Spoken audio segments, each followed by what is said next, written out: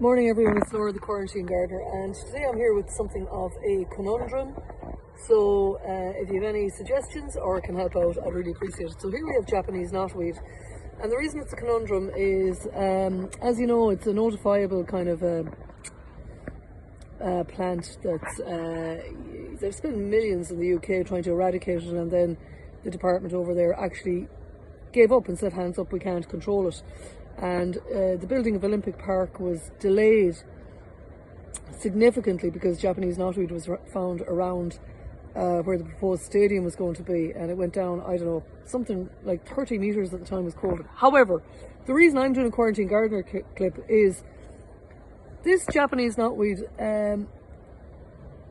has been growing in this bed for, I'm trying to think, the first time I kind of weeded this bed and then put in you know, a flower patch and all the rest was, I would think, it's definitely 13 years ago, it could possibly be 14. And all that's been done here is hand weeding and dug up, and this bed has actually been rewilded, so it's been let completely go back to nature.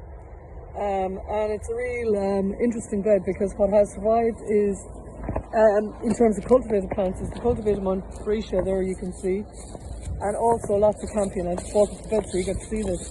But the campion has naturalised through the bed, which is lovely, along with the creeping buttercup.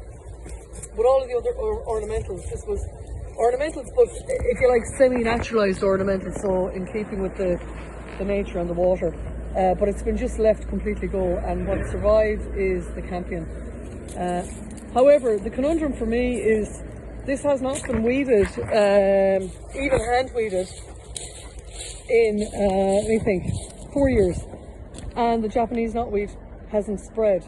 So, and just, I've had this a couple of times where I don't, you know, I've had Japanese knotweed in beds and was advised not to plant them up, and I did, and continue to just hand maintain, and it hasn't taken over. And these are beds that are minimum 10 years down. So yeah, just saying that, and would appreciate if people have similar experiences, so we can figure out what exactly is going on there.